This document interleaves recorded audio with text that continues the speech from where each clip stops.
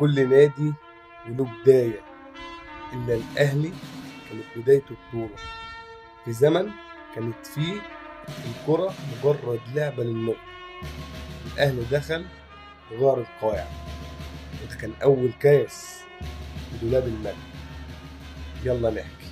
بعد تأسيس النادي الأهلي سنة 1907 قرر يشارك في بطولات رسمية، وأول فرصة حقيقية جت سنة 1923 لما الأهلي قرر يدخل بطولة كأس السلطان حسين، بطولة نظمها سلطات الاحتلال الإنجليزي، وكانت بتضم أندية مصرية وأجنبية.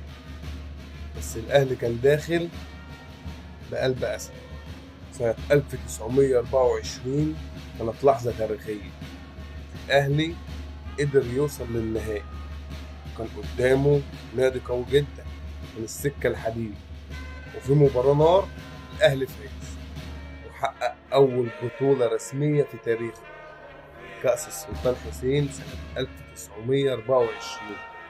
كان الفريق وقتها قيادة كابتن مختار التتش، اللي أصبح بعد كده أسطورة من أساطير النادي الأهلي.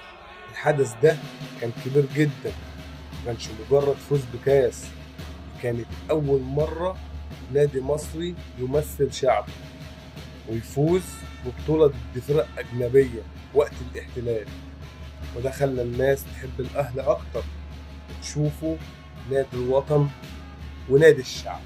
من هنا بدأت قصة المجد، كاس ورا كاس، بطولة ورا بطولة، والأهلي بقى رمز للبطولات والتاريخ. وكأن الكاس الأول ده كان وعد ببداية أسطورية مش هتنتهي، ودي كانت أول بطولة في تاريخ نادينا العظيم. بس الحكاية لسه طويلة.